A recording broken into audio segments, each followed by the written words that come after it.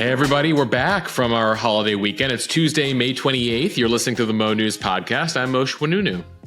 Moshe, we had one day off. You make it like we've been gone for a month. Hello, everybody. I am Jill Wagner. This is the place where we bring you just the facts. And we read all the news and read between the lines so you don't have to. Jill, I hope you had a good holiday, albeit just 24 hours. Yes. But it was an important 24 hours. Well, it just having a weekend where there's no Sunday scaries, where like you're on Sunday and you're like, oh, we have another day. Like that's a nice feeling. And it was nice to see, I felt, a lot more posts, at least on social media, and a lot more people talking about the meaning of Memorial Day. Yeah. It's not like Independence Day, July 4th. It's just supposed to be, fireworks and barbecues. And I thought that the podcast that you had put out yesterday was very, very special. Yeah, we've spoken a couple times to a veteran who we got in touch with around the Afghan withdrawal. He was a veteran of Afghanistan and Iraq, put out a book, pretty powerful book about being a veteran. He's a former staff sergeant named Benjamin Sledge, and has spoken very candidly about the mental health toll that war takes, his suicidal thoughts, and just the challenges that so many of our veterans have and that go unrecognized, and the VA is underfunded, disorganized. And so we got into some of those issues. We put out a special newsletter yesterday. So if you don't subscribe to the Mo newsletter already, that was a special edition over at mo.news/newsletter. And there is a podcast associated with it. It was a conversation we had a couple years back, but still extremely relevant. We spoke to him recently to make sure I spoke to Sledge this week to make sure all still stood, and it's over on the Mo News interview podcast. We'll link to it in the show notes. It's episode 12 of the Mo News interview podcast, labeled "I Love War, I Hate War," and he really explains the challenges that these veterans go through. And it's a provocative title there, but there is a reason behind it. So if you have time to listen to that episode, again, it's on the Mo News interview podcast, episode 12.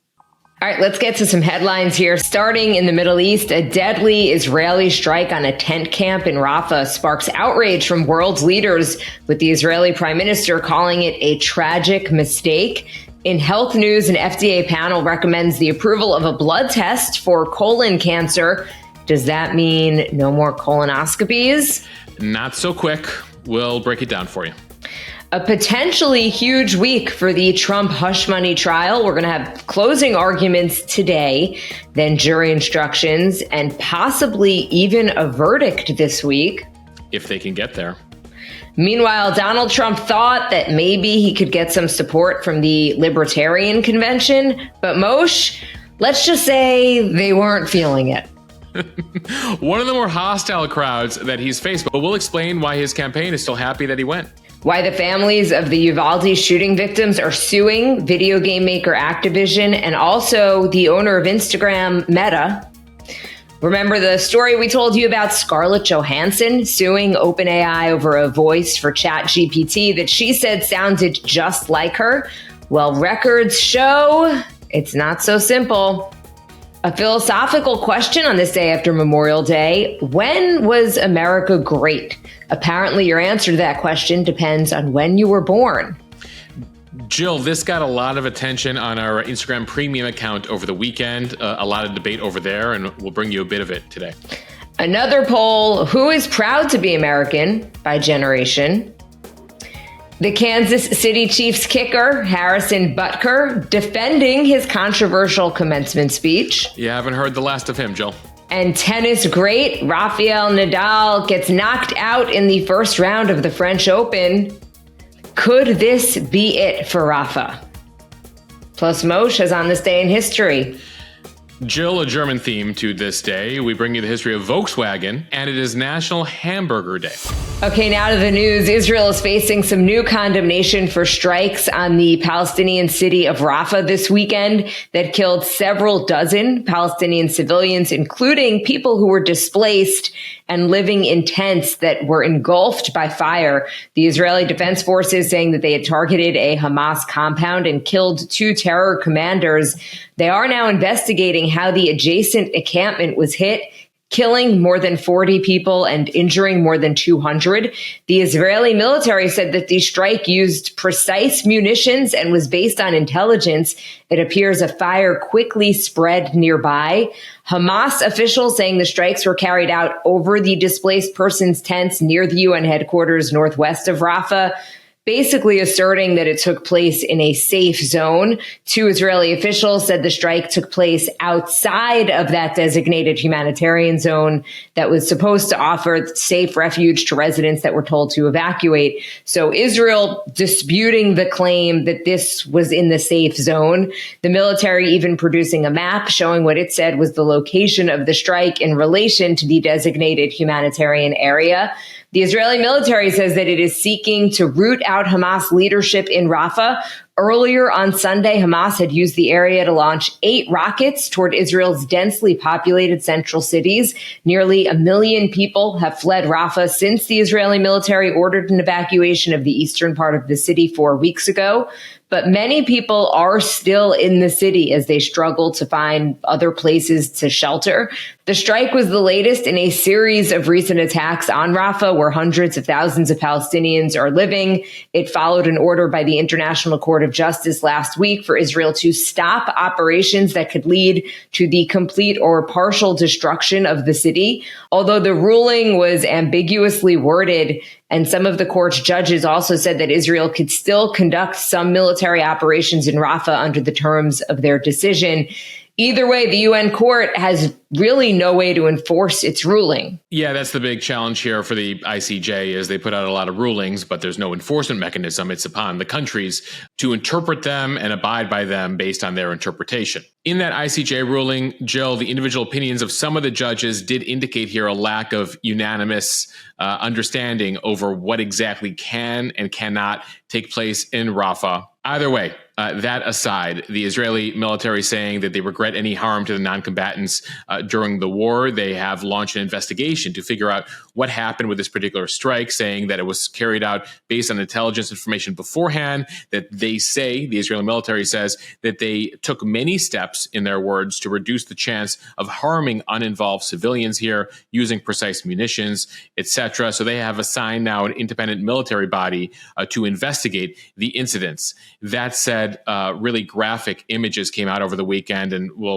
if you want to skip ahead here about 30 seconds, I'll describe a bit for you of what took place in the aftermath of those attacks in Rafah. Fires were raging. It showed people frantically pulling bodies from the rubble, shouting in horror as they carried, in some cases, charred remains from the camp. In one video, a man is carrying a headless child as a fire engulfs a structure behind him.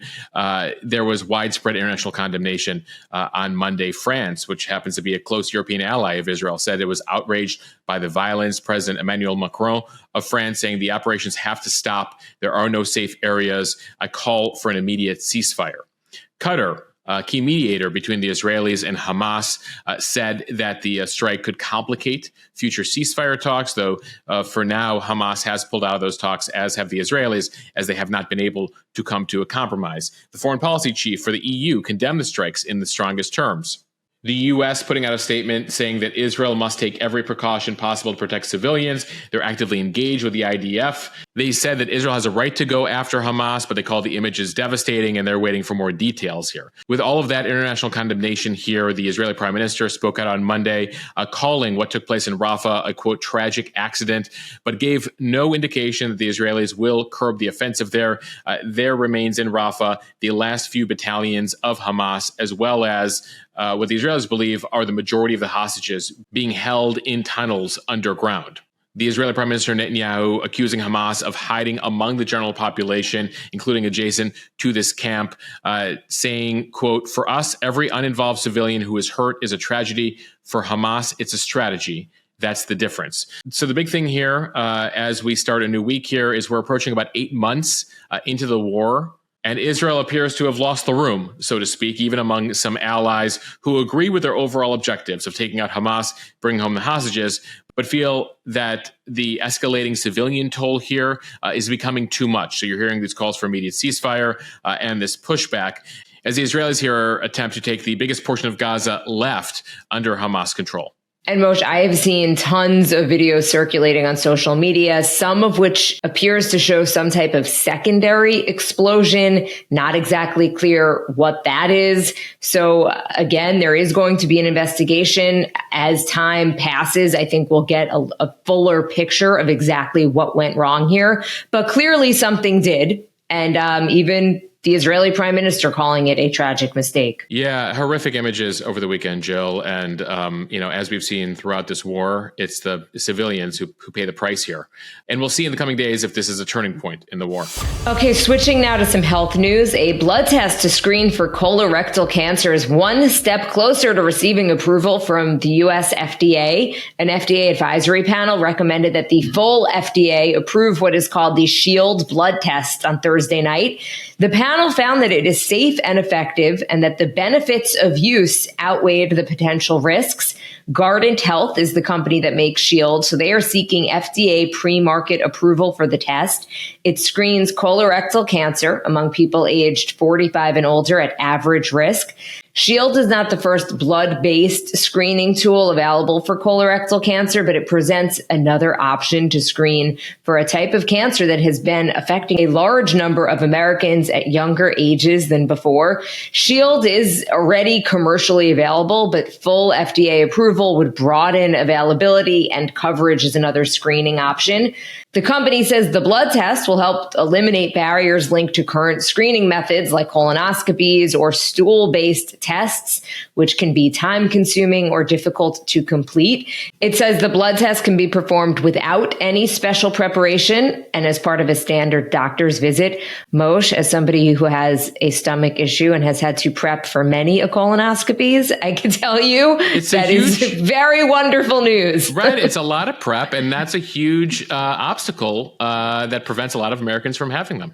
In a clinical trial published in the New England Journal of Medicine, Shield found that 91% of patients with colorectal cancer detected by a colonoscopy tested positive on a Shield blood test. It also found that 90% of patients without cancer tested negative on the blood test.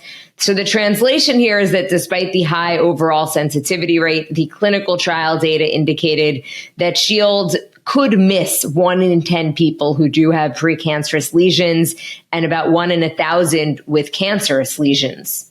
Yeah, so the number is overwhelmingly positive, but still not 100% there. During the FDA advisory panel meeting, 8 of the independent advisors voted yes, 1 voted no when it comes to safety. On efficacy, in terms of how effective this test is, 6 voted yes, 3 voted no. And when it came to a vote about benefits outweighing risks, 7 voted yes, 2 voted no. So a vast majority there in all the cases. When it comes to the no votes, the concern was that there wouldn't be appropriate patient counseling.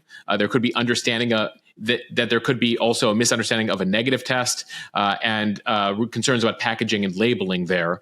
But for the most part, the fact that all of these votes came in positive means in all likelihood the FDA will approve this. It goes from the independent panel now to the full FDA, and they typically follow the advice of the independent panel. And really who this is meant for is for people with average risk of the disease. A blood test would offer convenience, as we mentioned, no difficult preparation, fasting or anesthesia needed, as is the case of a colonoscopy, no ick factor when it comes to the self-administered stool test. But this blood test still should be followed by a colonoscopy as far as the medical advisors that we're hearing from. One expert saying this is better than nothing for patients who are getting nothing, but it is not better than a colonoscopy. And there are a lot of people getting nothing, never getting tested here. The FDA notes that 1/3 of people who should be screened for colorectal cancer are not getting screened. And Jill, this number pretty notable here. 75% of people who died from colorectal cancer had not been up to date with their screening. So the point is this is more convenient.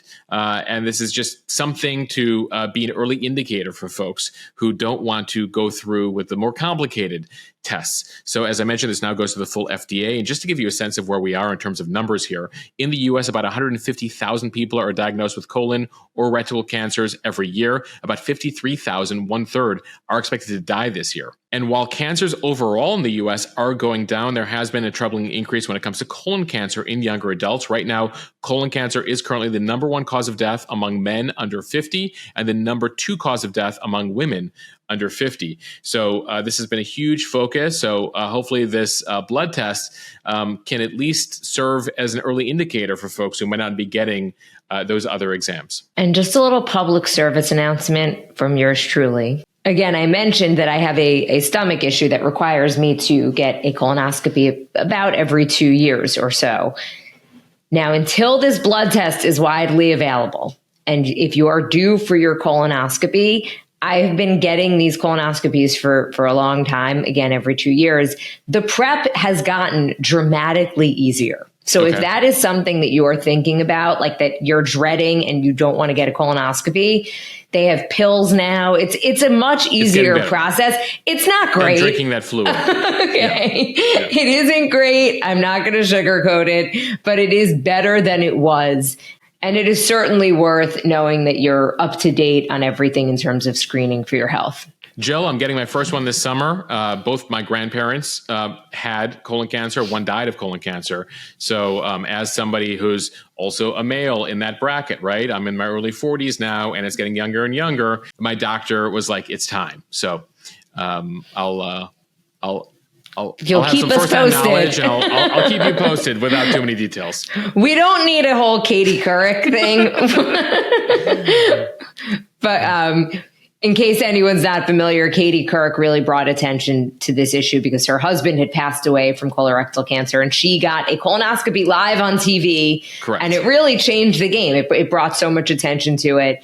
Moshe, I don't think you need to go that far, but no. We'll get a full report afterward. Her doctor, by the way, friend of the pod, John LaPook, the chief medical correspondent for CBS News. Time for the speed read from the New York Post. Closing arguments begin today in the hush money criminal trial for former President Trump. Prosecutors and defense lawyers are going to have their final opportunity to address the jury and make their case, and arguments expected to last for much of the day. A reminder that Donald Trump faces 34 criminal counts of falsifying business records that accuse him of covering up a $130,000 hush money payment to porn actress Stormy Daniels.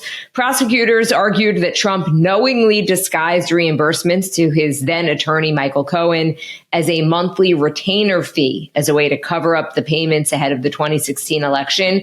Trump pleaded not guilty and denies any wrongdoing. So look for prosecutors to remind jurors that they can trust the financial paperwork they've seen and the witnesses that they have heard from. That includes Daniels, whose account of an alleged sexual encounter with Trump is at the heart of the case. It also includes Trump's former lawyer and personal fixer, Michael Cohen, who testified that Trump was directly involved in the hush money scheme and was actually the one who authorized the payments. They're going to try to recap their 20 witnesses who testified over 2 weeks. Cohen provided the most damning testimony against Trump of any of the witnesses, saying that the former president was informed about the hush money arrangement and the repayment scheme at every turn. Yeah, though we should note the defense did poke a few holes in Cohen's testimony. They highlighted his past admission about lying under oath at that point on behalf of Trump. They've insinuated that he lied about a key phone call with Trump, and they got him to acknowledge on the stand that he stole money at one point from the Trump organization. Expect the defense to also poke holes in the government's case by disputing Daniels' testimony and saying that she's just in it to make money off of her story against Trump, and also by distancing Trump from the mechanics of the reimbursements to Cohen, saying, he was far removed as the guy who runs Trump Corporation of this $130,000 hush money payment to Daniels. That's something, of course, that Cohen disputes. Remember, the defense here doesn't have to prove anything. They just have to poke enough holes in order to get at least one juror to not be convinced of Trump's guilt. And important also to Trump's case is his defense has been arguing that the hush money here was about shielding his family from these salacious stories, not winning the election. That's key here because the felony crime is covering up this and changing documents to try to win an election, a federal election. If you can't convince all 12 members of the jury it was about the election, if someone's like, you know what, it might have been so his wife didn't find out about this affair with Daniels, then there is no felony crime. So the defense here will work to make their case to the jury in their final arguments. Many legal experts doubt that all 12 New Yorkers on the jury will unanimously be able to agree to acquit Trump. The suggestion from some experts they believe that we might be in a situation of a hung jury, that ultimately they could argue with each other. Some people will find him guilty on certain counts. Remember, there's 34 counts. So they'll have to go through all those counts. They might find him not guilty on some, guilty on others. But you need a unanimous jury. And so the defense here potentially counting on a hung jury, meaning they can't come to a unanimous decision, which would then lead the judge, in all likelihood, to declare a mistrial. And sticking with politics, Trump made an attempt this weekend to expand his voting base. He delivered a speech to the Libertarian Party National Convention, facing what turned out to be a very hostile crowd. His speech on Saturday was greeted by constant booing and jeers, with some in the crowd just turning their backs on him. Trump is set to be the official Republican Party nominee, but he came to see if he could convince some like-minded libertarians to vote for him. He argued he has a much better chance of beating President Biden than another nominee from their party. But it did not go so well. Moshe, what was that all about? Jill, it's part of Trump's strategy to reach out to everyone and anyone, knowing that it's going to be a close election. And he thought he could find some like-minded, some potential allies here at the Libertarian Convention. First, before we move on here, take a listen to a bit of his speech. I think you should nominate me or at least vote for me, and we should win together.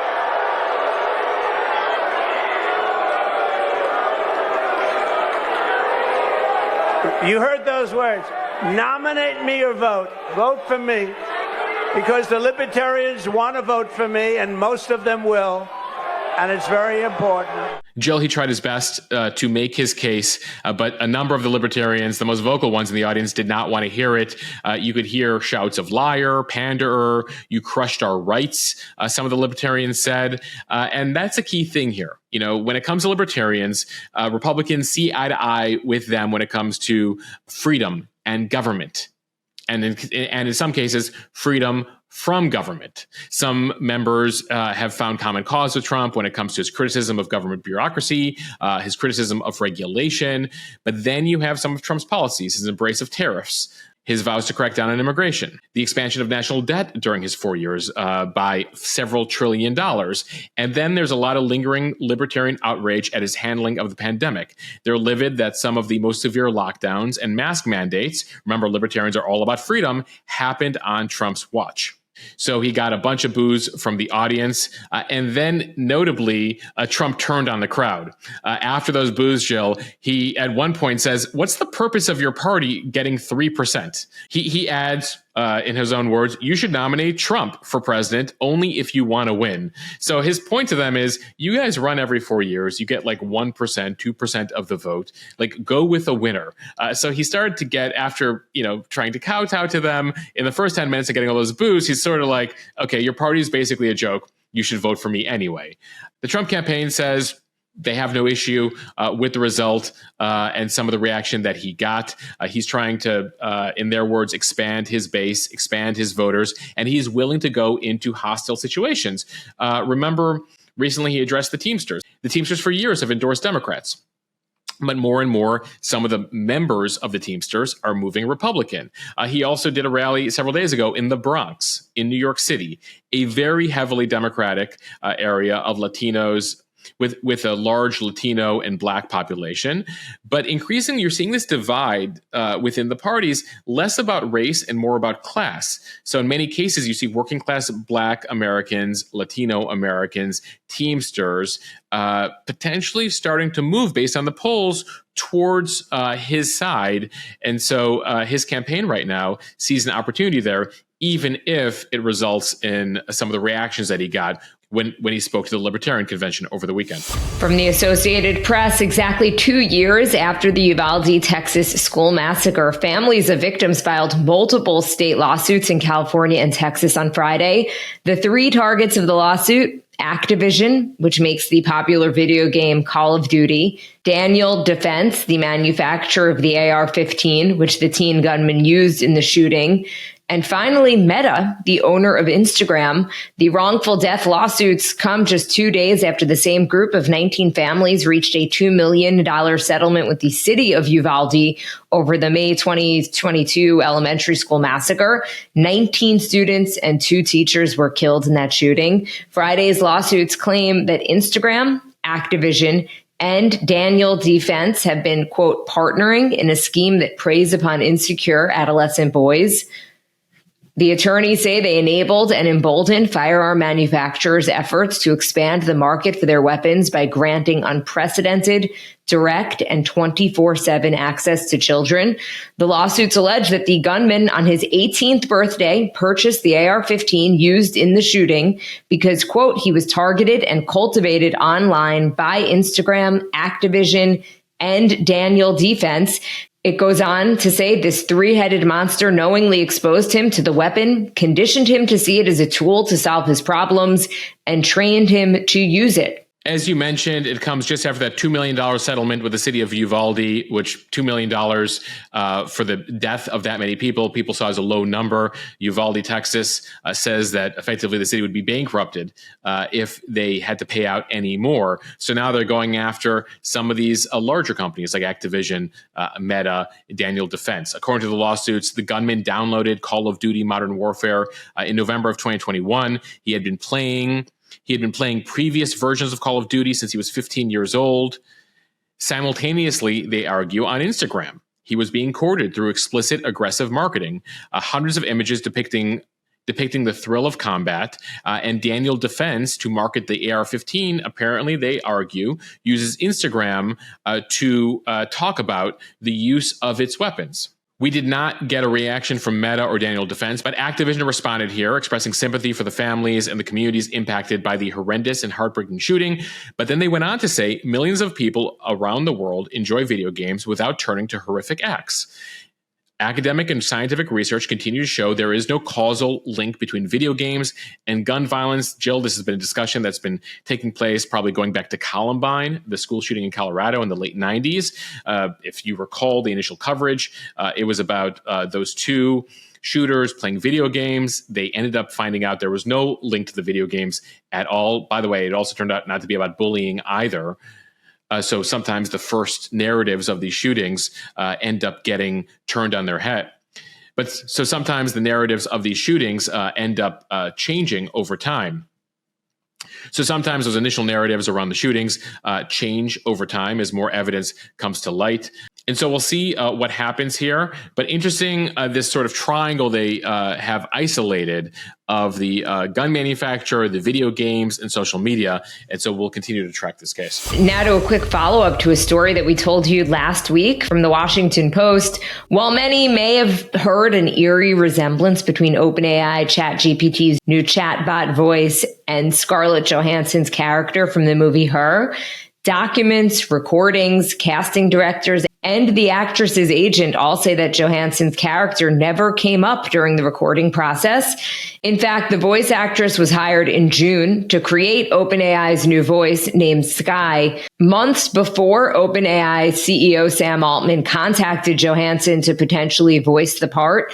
Last Monday, Johansson alleged that OpenAI had copied her voice after she refused a request by Altman to license it last September. So we're getting a timeline here. There was the OpenAI conversation with Scarlett Johansson in September that she eventually said, no thanks, I'm not going to voice your chatbot. Now we're finding out that it was back in May, before Altman even approached Scarlett Johansson, that they issued this casting call.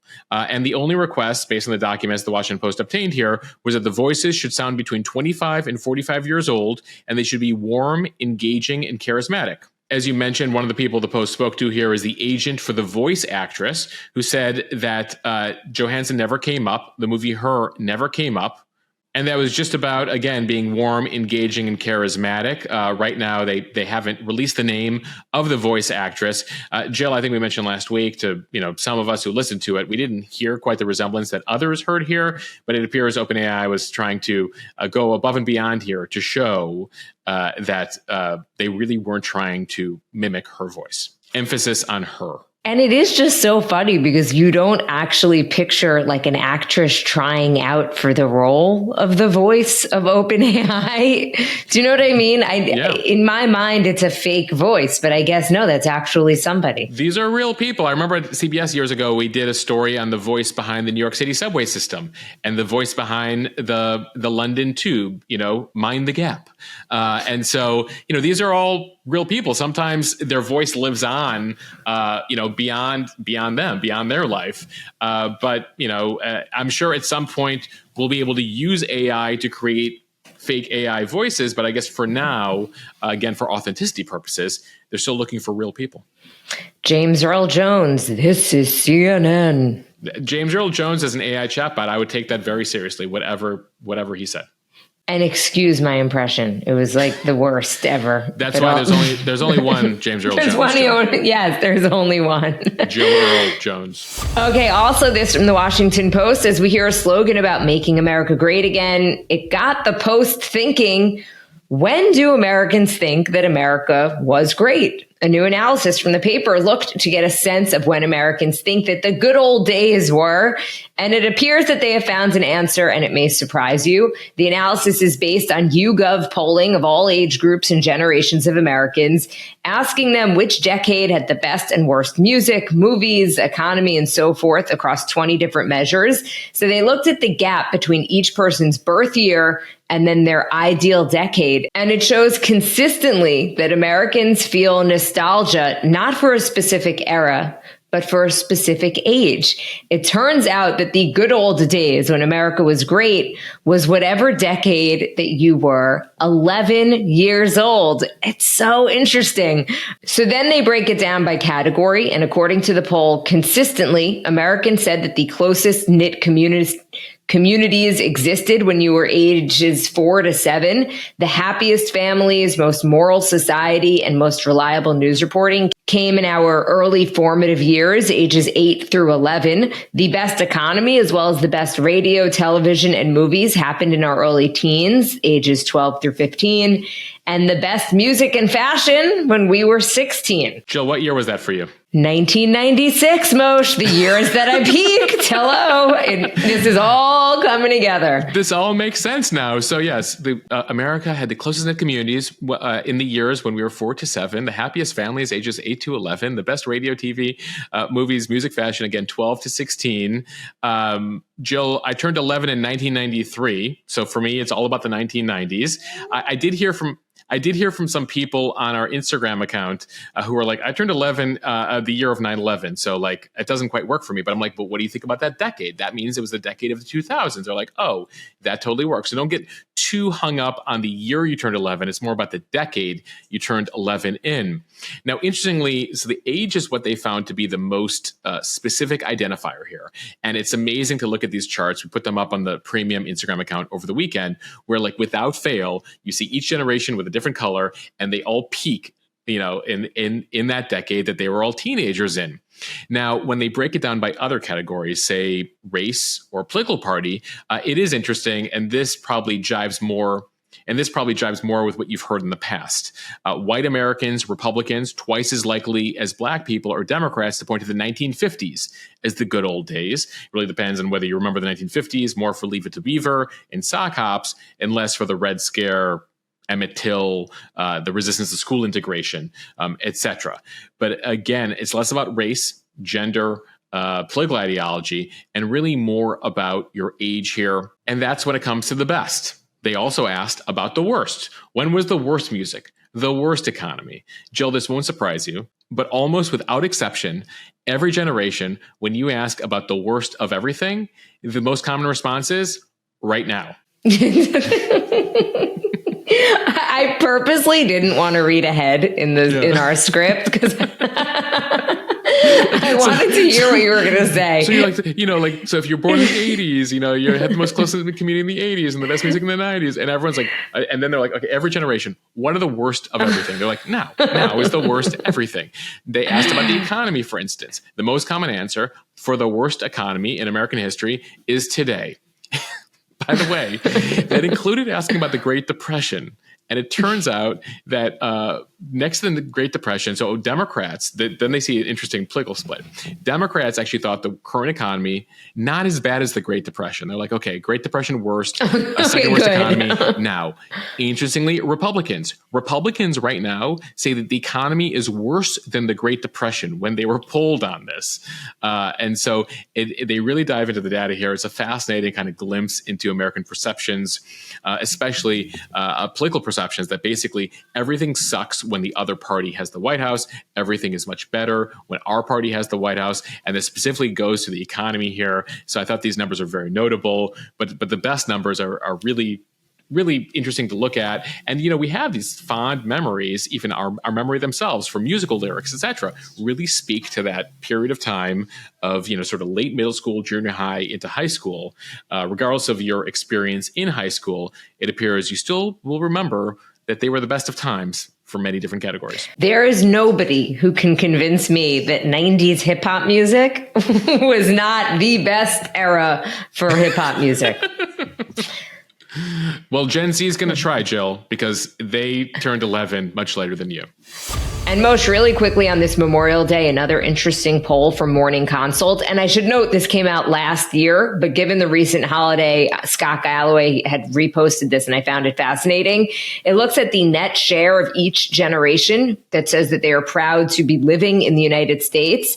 Baby boomers, 73%, Gen Xers, 54%, millennials, 36%. And then for Gen Z, only 16% say that they're proud to live in the United States, which is really just fascinating and also troubling when you think of just the idea of patriotism and feeling good about the country where you live. They might argue that they have more information at their disposal and they're nostalgic and more negative, et cetera, about the state of the world. Jill, I would also say that if baby boomers were asked about whether they were proud to live in the U.S. in the 60s and 70s, they would have a much lower number than they have today. That sort of evolves with time, right, and context and history and experience. But it's interesting. You got 3 out of 4 boomers, half of Gen Xers, a third of millennials, and then 1 out of 6 Gen Zers who are proud to live in the U.S. Jill, it also could speak to the fact that a lot of the younger... It could also speak to the way that history is being taught these days in some places through the prism of intersectionality, this idea of colonizers, oppressors, that, America is an inherently bad place with some institutional issues. And I don't think we have time on the podcast to go through all of that, but I think that could speak to a bit of those numbers. From NBC Sports, Chiefs kicker Harrison Butker spoke out for the first time since his controversial commencement speech at a small Catholic college went viral earlier this month. He says he has no regrets. Among other things, he was accused of being anti-LGBT for insinuating that being gay is a sin, and misogynistic for suggesting to female grads at the commencement ceremony at Benedictine College in Kansas that women's most important and fulfilling job will be homemaker. Butker said that since speaking on issues away from football, he has become more polarizing. He says it's a decision I've consciously made and one I do not regret at all. At a Catholic event this weekend, he told the crowd that he believes the hatred had to do with his Catholic faith and called it a shocking level of hate. And Butker says that he values his religion more than football. Take a listen. As to be expected, the more I've talked about what I value most, which is my Catholic faith, the more polarizing I have become. It's a decision I've consciously made and one I do not regret at all. If we have truth and charity, we should trust in the Lord's providence and let the Holy Ghost do the rest of the work. I imagine you've seen the clips come up on social media. We talked about it last week on the pod. His remarks have become fodder for outrage and then counter outrage. That really fuel social media and modern media these days. That said, the substance of his remarks did contain some messages that objectively could be seen as problematic, right? Beyond his suggestion that women should aspire to be wives, mothers, and homemakers. Some women in the mo.news community who even agreed with him on that viewpoint or agreed that their most fulfilling job was being a homemaker said this wasn't the right place to deliver it. The women in the crowd at the commencement ceremony have just spent several years working and earning their degrees. They're about to enter the workforce, and this is a message they're hearing from a man at their graduation ceremony. So nonetheless, though, many conservatives have rallied to his defense. Many liberals have criticized him. The NFL, for its part, has distanced itself from Butker's remarks, the league saying the comments and views are not those of the NFL as an organization. The Kansas City Chiefs quarterback, Patrick Mahomes, saying Butker is entitled to his beliefs, even though he doesn't always agree with him.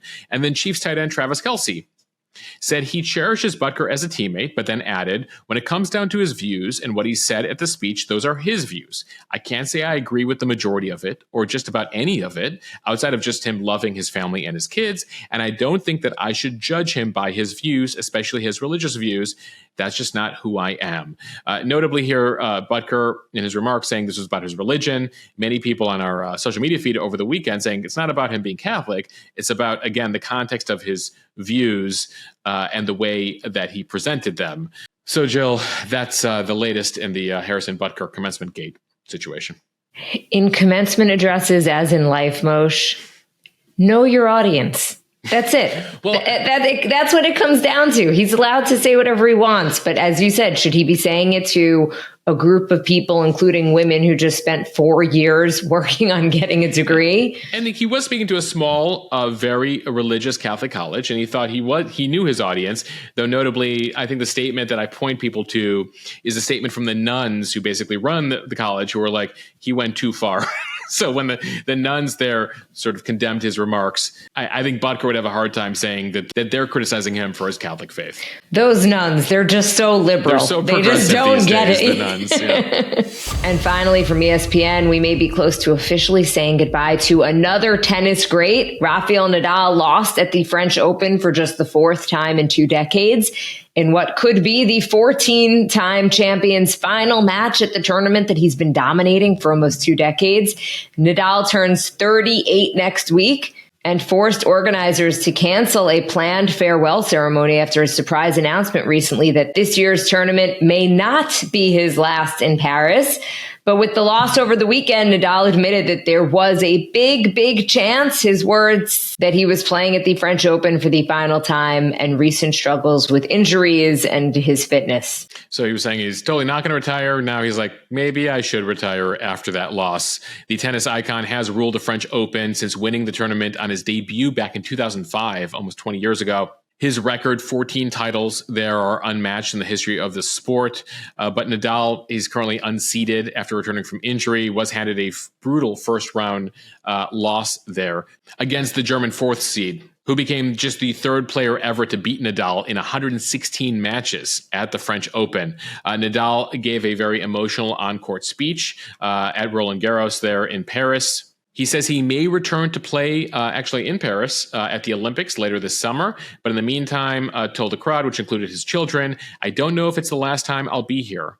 Honestly, I'm not sure. But if it is, you've all been amazing. You know, I obviously don't know him personally, but he does seem like such a sweet guy after watching him for so many years play professional tennis. Roger Federer was the same way, that they both just seemed like really sweet people, which is surprising given that they must be so competitive to be the top tennis players in the world. But just something about him seemed very sweet. So I'm rooting for him. We'll be watching him among the many athletes this summer at the Olympics. All right, now time for On This Day in History. We begin in 1937. On this day, the government of Germany, then under control of the Nazi Party and Adolf Hitler, formed a new state-owned auto company. It became known as Volkswagen.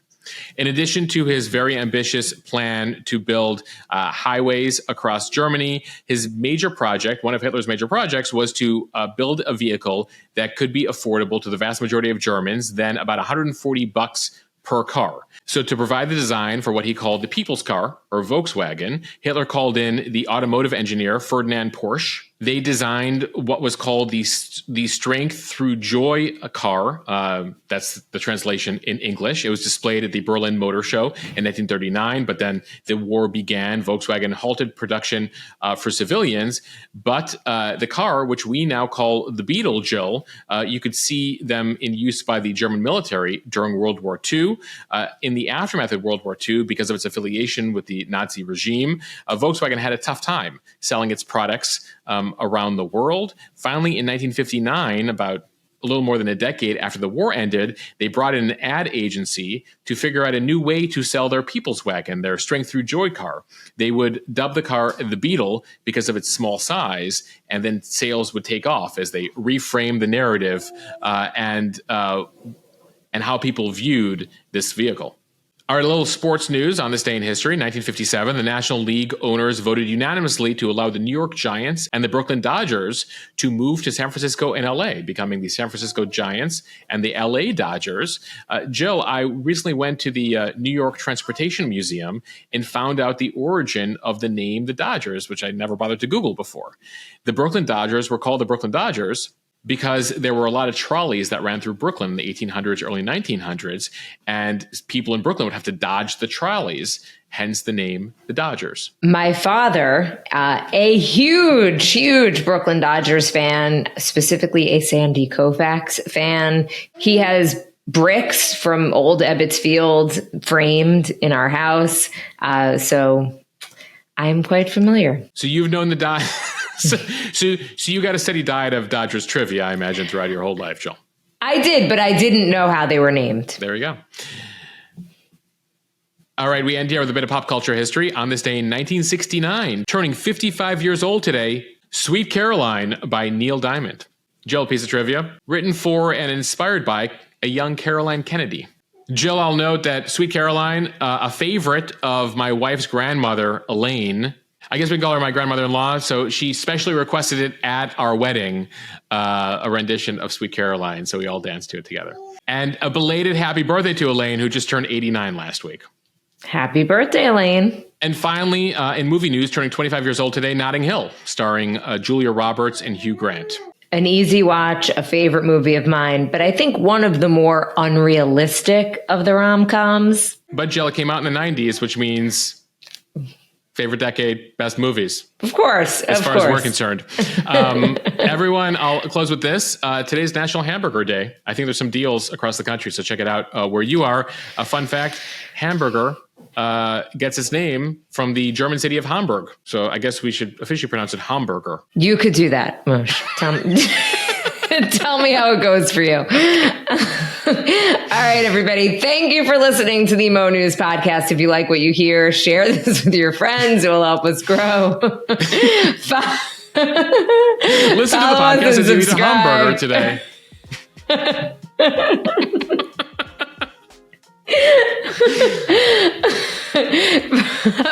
I'm picturing you like going up to just a cashier and being like, do you have a hamburger? I would like your best hamburger.